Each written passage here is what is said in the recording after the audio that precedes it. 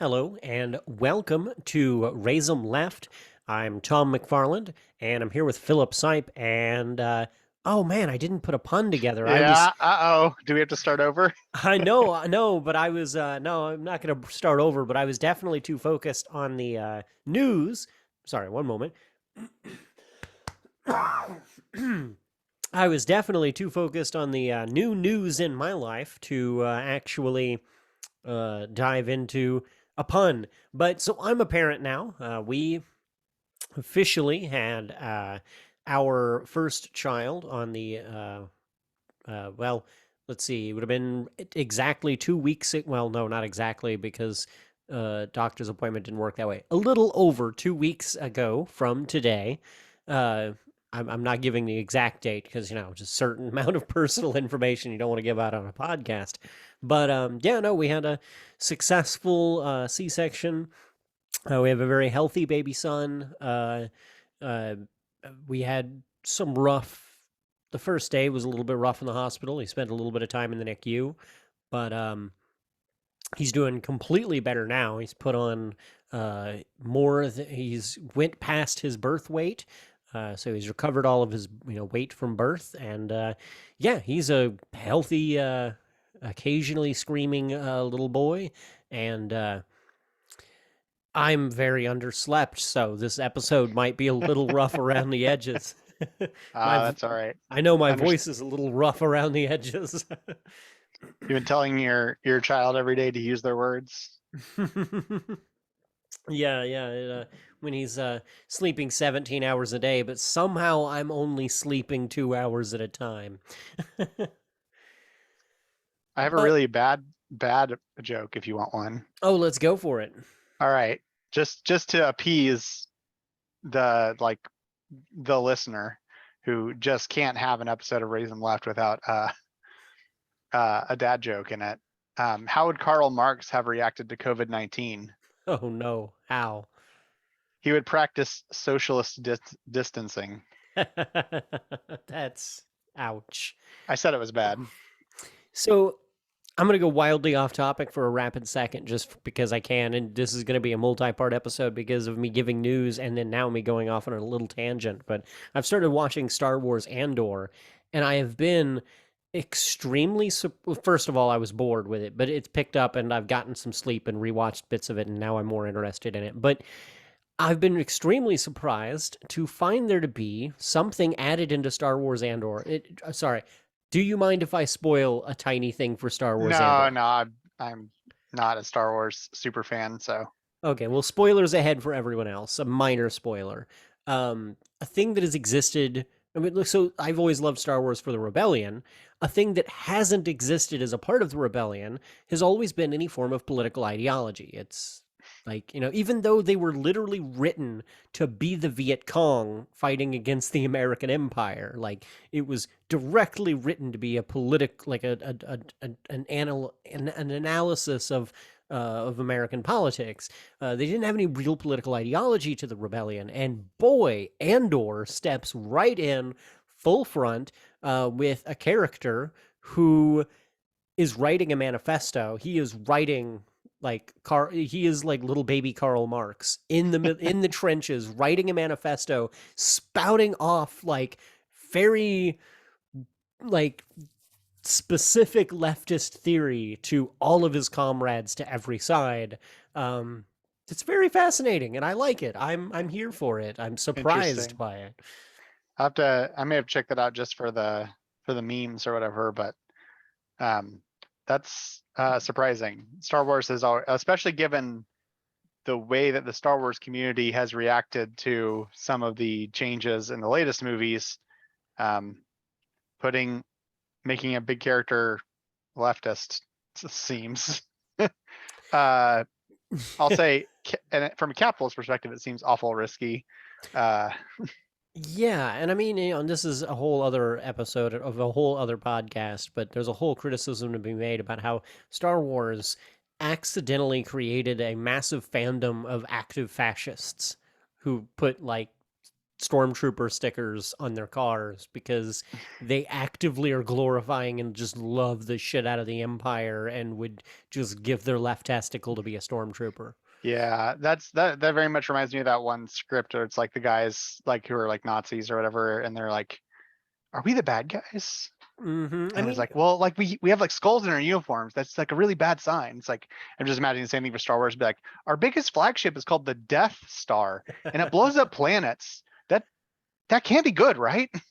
right? And yeah, and I mean, and the same thing can be said for like, I mean, Starship Troopers, but oh boy, I'm just getting way off topic here. Let's dial back Yeah, down. This is yeah, what happens when I don't have sleep. The probable undiagnosed ADHD takes over my brain. Um, yeah. so let's go to a very dense, politically ideologically laced script for today. I want to kind of talk about two types of parenting that I have problems with. So I'll right away off the get go. Let's be clear here. I'm not an advocate for latchkey parenting for sure as shit, and I'm not really a advocate for helicopter parenting. Um, and I will say that latchkey parenting has more here to pull from, while helicopter parenting, in a lot of ways, is almost kind of a one of these things that, like, media or the news kind of puts an aim to, but there's like it's a little analogous. Like it's not a real concrete thing, but we're gonna dive into it anyways. And then I want to compare that to horseshoe political theory, which is I think is something you're probably going to have a much better understanding than me. I think most people generally understand it as this concept that if you go too far left, you become like not necessarily right wing, but the idea that the extremes of both parties are the exact same thing, which is extremely flawed analysis and understanding of what's happening. Yeah, for sure. To quickly give like a picture on that, I think where this comes from is often a perception, a correct perception, by the way, that the extreme right and the extreme left both have a point of agreement, and that is that there is a sort of sickness at the core of society, modern society, um, that they agree that it's bad. Like the sort of like populist shared core there is like they agree that it's bad, that like all this power is getting concentrated into you know uh, barely or completely non-democratic governments and uh, corporations and all this stuff. Um, so they kind of agree on some of like from a distance, you can see how they might look very similar. You know, uh, a leftist saying it's really bad for these corporations to command so much power and to hold so much sway over their workers' lives, all for them to barely eke out a living. And an extreme right wing person might say the same thing, but then he might, the where they diverge, and it's a very very important divergence, is that the right wing is going to say it's because of a particular group of people that are causing society to unnaturally go in that direction. I think the classic example with the Nazis being the Jews, um, but it's not extended merely to that kind of thing. You see sometimes it's like women are not fulfilling their God-given purpose, or you see this same kind of analysis of where they talk about like the moral degeneration of society, as opposed to a leftist who is going to be more focused on sort of like the material economic conditions of like, well, okay, so there's profit generated by workers being extracted and handed to a few people who then leverage that advantage to continue to entrench themselves and snowball into ever and ever wealthier stratification. And anyway, point being, like, I think people who don't have like a clear picture of the analysis of exactly what analysis the left wing and the right wing is making on the extremes, um, have this sense, because they're looking at them often from a distance from the middle and going, oh, these both sound about the same. They're all talking about how society's broken in some way and it's bad and we have to have a big overhaul, and that's really extreme. And so like then you get this horseshoe shape of like, here's the middle, and there's distance going left and right, but the further you go, the closer they come back around to make this horseshoe shape where they're actually really close to each other all of a sudden. Um, but that really only works when you view it from a neoliberal perspective. Yeah, and I agree. And I think, and one of the elements here that I would argue with is that where a horseshoe does exist isn't in that place. Yeah, like when you look at that, if you look at the actual two farther ends of like what you would almost argue is revolutionary political thought versus reactionary political thought, right? So revolutionary being we need to change our systems and hegemonies and structures and change the system of authority and deconstruct authority. And then reactionary being no, no, no, no, no. The system isn't the problem. It's individuals are the problem. Most specifically, it's those individuals, ex individuals, whether they be trans people, Jewish people, Arabic people. The list goes on. Where a horseshoe does exist is more in the center, where you're operating within the same system of authority, the same structure, the same hegemony. You have, I would argue, that the neoliberal side of politics and the traditionalist conservative side of politics actually almost form a horseshoe because they're arguing for their own self-interest in the same kind of a system. And that's where I'm going at with this is, I'm wanting to say that latchkey parenting is more of a libertarian conservative style of parenting, and I'm making that as an analogy to that. We'll get to that in a moment. And then helicopter parenting being in many ways a more analogous to neoliberal politics. Interesting. So, and I might be way off base and feel 100% free to be like, Tommy, you don't understand neoliberal politics. Um, because me being wrong is very educational for me and for other people. Sure. Um, I mean, I'll say on the surface, it's not a analysis that I've heard before. I kind of see like in the same way that like I kind of see, like where people get the horseshoe theory from. I kind of see where you're going with this. But I want to look at it closer so that we can, see how well it stands up to scrutiny or whatever. yeah. So, right off the get go, let's go ahead and just jump into some definitions and discussing these two styles of parenting. So, the first one, latchkey parenting. So, the meaning of latchkey parenting is a child, it comes from this concept of a child who needs to carry keys to their home or to their home with them to school because both parents will be working when they return home. It's kind of a colloquial phrase. So, children who have to spend a significant amount of time unsupervised at home. The origin of this term is actually pretty old. We first see it in the 1942 radio program, discussion club topic, How War Affects Canadian Children. And so in this, they're talking about how, like, all of the dads are off fighting war and mothers are all working in the factories. And so nobody's taking care of kids. Kids are just, they go to school, they come home from school, and then they're just home and they're taking care of themselves or their siblings. This kind of interparenting relationship happening between kids. Now, at this time, it's seen as like oh no, this is something we need to be worried about. Later on, we see it develop into something else. So this becomes really more mainstream in the 1970s and 1980s, where we see Generation X being raised by boomers. So uh, there's again, this is happening through something that, like, we talk about it in the other episode. We're talking about parental leave. Really, in the 1970s and 1980s, we're seeing this shift where women are entering the workforce. And I want to be very clear before I go any further with this. It is a good thing for women to have the freedom to do whatever the fuck they want to do with their life they want to do with, in the same way that it is good for everyone, non-binary, male, whomever the fuck you are. You should be able to do whatever you want with your life. Yeah. What gender you are should not inform what role you play in society. Yes.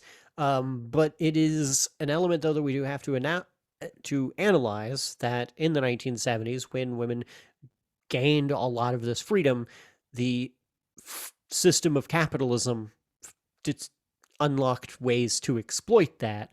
And oh, wait, we just unlocked 50% of the workforce. Let's put them all to work.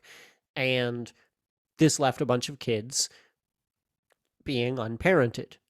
Now and again, this is an argument that this is where we fall into some possible horseshoeness on that far, people in the middle will say, well, you're making the same argument that far right conservatives are. No, far right conservatives will point at this and say, see, women should have stayed at home, um, as this power element of patriarchy over women. I'm saying this was a necessary good thing that had to happen, and then capitalism exploited it, and this is what happened. But anyways, before I dive to tangle myself up too far into that, that's what happened in the 1970s, 1980s. We start seeing both parents going to work. We start seeing household incomes not actually really changing. So in other words, what's happening over time is that we're not doubling household incomes and everybody's doing amazingly well and wonderfully. Everybody's still having to work, and this is a whole other economic discussion about how this changed the American workforce. But this means that all these kids are left at home. So there's some cultural perceptions that really pop up during this time as you start seeing studies that are like looking at this phenomenon, and it's like a social cultural thing that I grew up around a lot, right? Of Gen Xers discussing how being in this situation caused them to um, be better at a bunch of things, that they were more so you have all of these perceived positive effects, that they have a greater development of dependence, reliability, self-sufficiency, all of these. Oh, it just made me I had to be an adult much younger, and that's why I'm like a more functional adult today. And that doesn't really play out. What we actually see in studies, we see a number of measured negative effects. We see increased rates of loneliness, boredom, fear, increased susceptibility to peer pressure. Because with peer pressure, we're talking about kids raising kids, a lot of babysitter culture, where it's teenage babysitters looking over younger kids. You're just putting kids in a room together, completely unsupervised, over and over and over and over and over. You're going to get peer pressure. You're going to get older kids who are into things that maybe they shouldn't be into, getting other kids into the same things as them, right? Um, we see through that, we also see increased rates of sexual abuse and predation that start popping up during the same kind of culture of latchkey parenting. It's referred, this is refuted in some literature. It kind of compares this, but it, in a lot of literature, you run into this, like, I don't know, it's a paradigm where it's trying to compare of, well, they're not spending time with their parents who might have been abusing them. Instead, they're spending time with babysitters and caregivers, and that's good. But also you see other literature saying, yes, but then they're spending time with babysitters and caregivers who are abusing them. In either case, what's happening is, kids are not being supervised by adults as much of the time as they otherwise would have been, and this creates an environment where this kind of stuff is more possible. You see increased rates of behavioral outbursts, increased rates of diagnosed anxiety, depression, decreased rates of academic performance.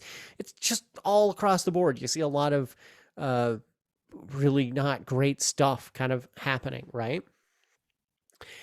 And we see some studies that show that the likelihood of growing up as a latchkey kid increases with socioeconomic status. So again, this is something also that is playing out among more working class and poor folks. Upper middle class homes are more likely to. I'm sorry, stop. I'm editing note. Left a big gap there because I have to edit this. Yeah. I had that backwards. So, despite some cultural perceptions that exist around all of this, right? We often kind of think that, poor and working class folks are more involved in this latchkey culture than richer or more wealthy folks who have these like super healthy nuclear families. But actually, what we see in studies is that latchkey kid like, cases of latchkey kids increases with socioeconomic status. Middle and upper class homes are more likely to involve latchkey parenting than poor and working class homes.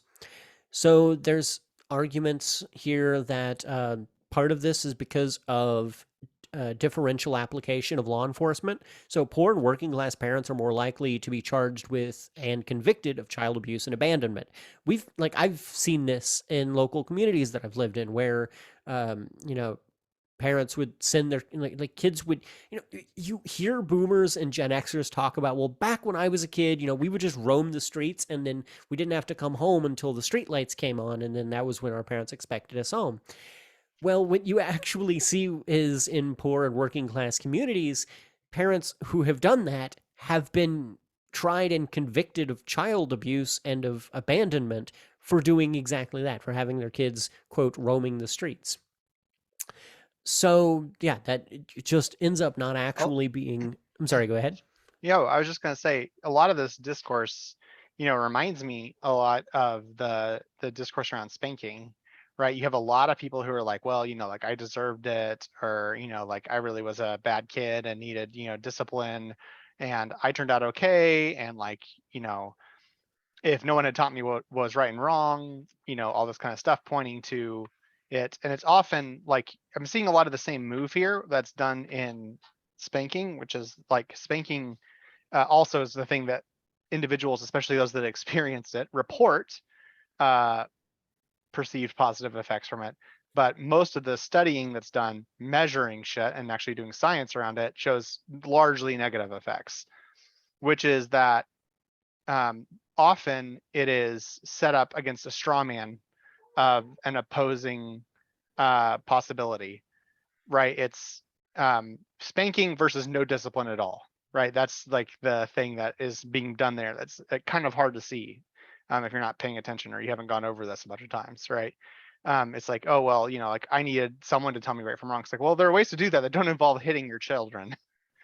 Um, and I'm seeing a lot of this here, and like, people are like, it gave me a greater development of self, like independence or whatever, self reliability. It's like, okay, well, you can get independence and self reliability from a variety of techniques that do not have to be ones that have all the risks that you've already mentioned.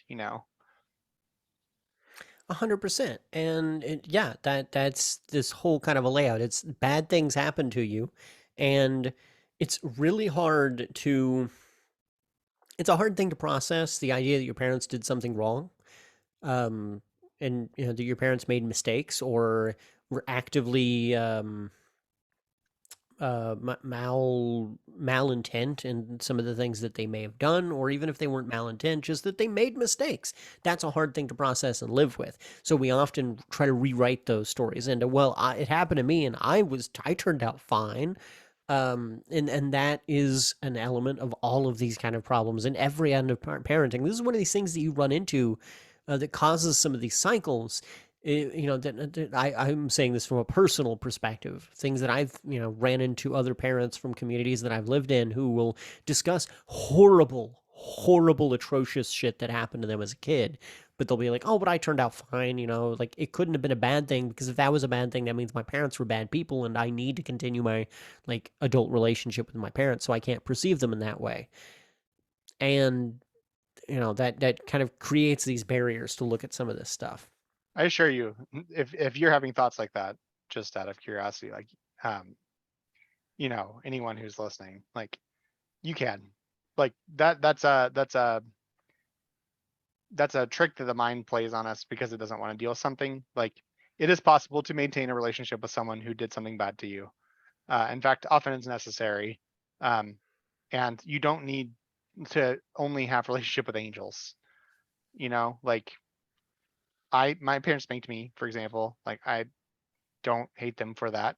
I think it was very much the norm of the time. That doesn't mean that it was good or that they should have done it or whatever. But like, I'm not like gonna end my relationship with my mom just because like I personally would consider that abusive behavior, uh, or my dad, because like it's not like I know it wasn't, first of all, coming from an abusive place, and I know also that like um that wasn't as settled back then as it is now. And like uh you know people are often a product of their environments, and I don't want to use that as an excuse for negative behavior. But at the same time, like, I think if we get into the habit of ending any relationship that has that involves people that have made mistakes, uh, we're going to be isolated very quickly.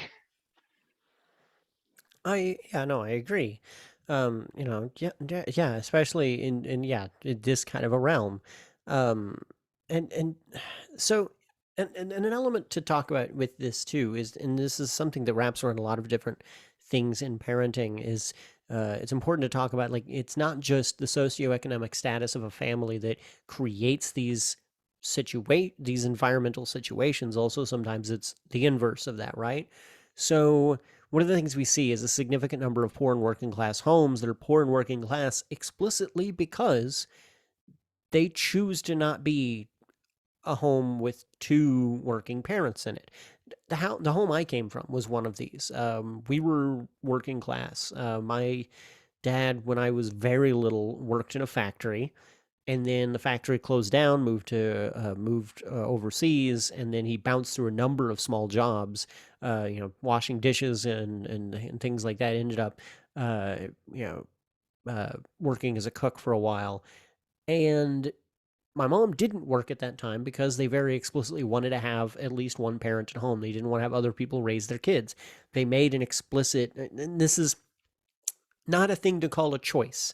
It isn't necessarily that they made a choice, because is it really a choice to say, do I want to have my labor exploited by capitalism, and have someone else raise my kids, or do I want to raise my own children? I don't think that's a fair choice to say that a person has. Right. But there is an element of, like, some people do make the choice of, look, we both have professional careers, neither of us are willing to sacrifice that, or do, or adjust that, and we want to have other, go ahead and bring other people into the household to raise our kids. I'm not saying that's Well, necessarily a bad thing.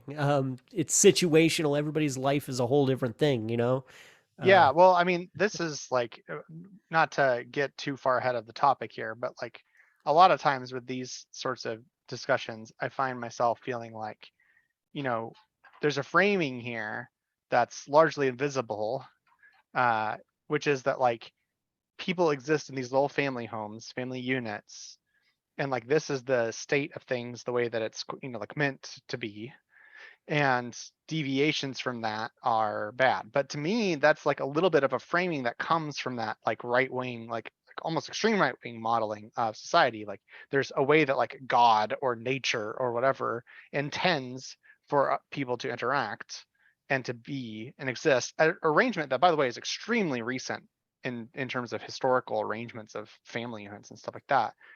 And then extrapolates from that a bunch of stuff. But to me, like there's a lot of sense of the way that this the way that things can be arranged, right, are far more broad than, like the sort of atomic family unit. And often the atomic family unit is very ill equipped to handle uh, particular scenarios. Like we often talk about the bravery and strength of people that deal with like, you know people who are on the more hard to deal with end of the autistic spectrum, children in particular. And that doesn't always turn out very well, because it turns out raising children is stressful, raising like neurotypical children is stressful, and raising people that present greater challenges as children, to the parents, uh, in a society that already barely equips, if you could even argue that it equips at all, parents for raising children to begin with, significantly even less like children with particular challenges. Uh, and they then have to bear all of that stress, possibly not with no exit in sight. Depending on the severity of various medical conditions, and whatnot. Like it could be, you could be looking at a prospectuses for the rest of your life, having to care for this person. That's not okay to me. Like there's no societal arrangement for it. It's just dumped on you because it's like, it's your kid, deal with it. And like there needs to be larger structures that provide the kind of support that people need in that. Like we need to be able to take that in the same way that we argue about socialized healthcare, where it's like sometimes there's the one person that gets like 10 medical things that happen to them all at once, and it's really unfair, and they rack up like $10 million of debt, and that's not fun. That's like not fair, and we can distribute out that risk by pooling that. We could do the same thing with the way that we arrange our social arrangements. That's an economic arrangement, the medicine one, but we can do the same thing with social arrangements. We can have groups that help and alleviate the burden and help raise things. And there's all kinds of very interesting things that I won't get into at the moment of arranging that. But the whole "it takes a village to raise a child" thing is kind of like we use it now as almost a meme around like when anyone does any form of parenting on a child that isn't their parent, as a sort of like way of like giving ourselves permission to not feel guilty about that.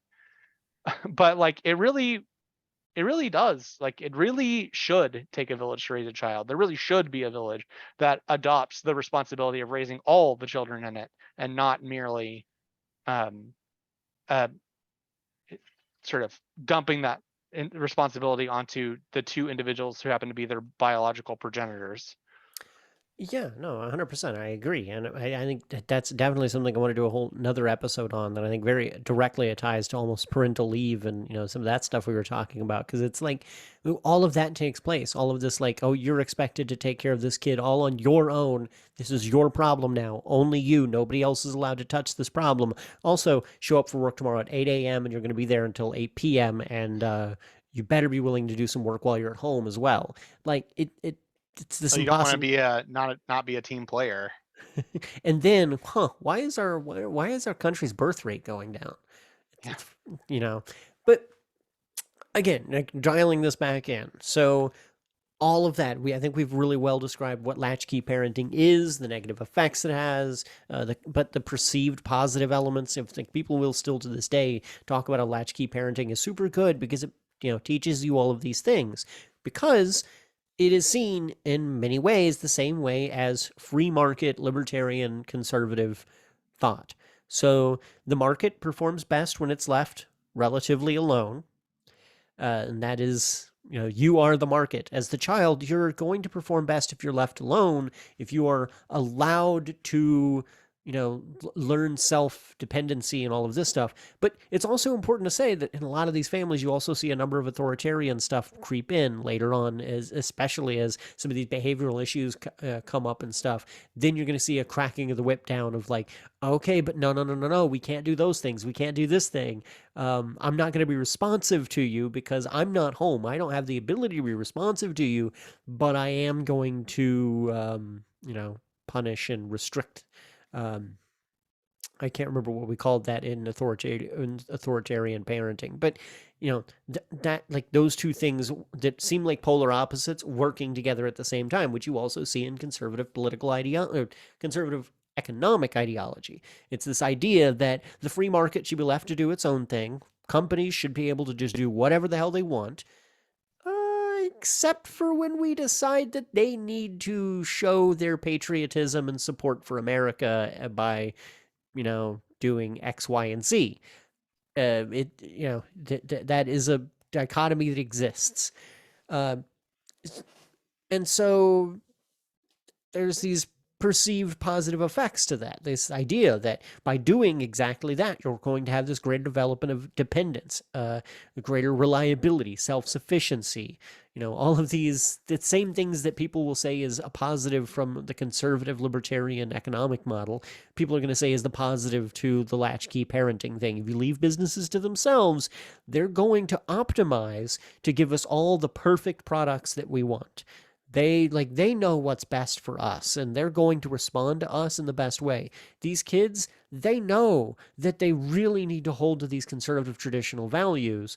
If we just make sure that they're at home taking care of their siblings, and having to feed themselves and act as little tiny adults, they're going to latch on to those things, right?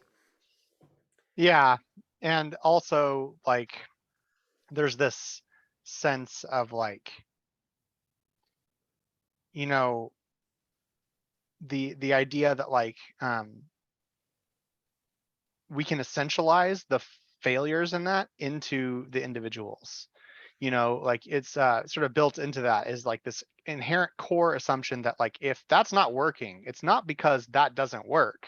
It's because you're not doing it right, or you're corrupting it in some way, or like there's this sense of which like it's just sort of taken as an assumption that this arrangement, this structure, it functions, and they sort of claim um the stability of the whole society, and ignore the failures and the ways in which that doesn't always work out because they gloss over, paint over it, or sort of reify the problem into the people experiencing it.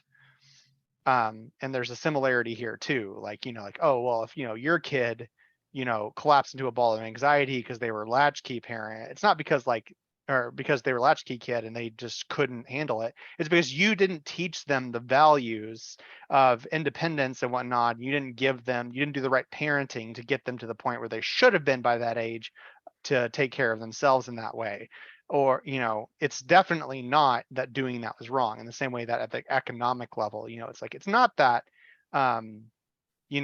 businesses who are polluting our rivers needed regulations to stop them from doing it. The problem is that all the individual consumers didn't kept buying their products after they did the bad thing. Well, clearly it's not that bad then. It's like, or maybe what we need to do is teach people to stop buying products that are bad for the group or whatever. But there's never a question of like, maybe there's a different way we could arrange this to get better outcomes. Exactly. I think you honed in exactly on what I was trying to say there. And let's return to this next week. So that was Latchkey Parenting. Next week, we'll return for Helicopter Parenting, and then we'll talk a bit more about how all of this meshes together.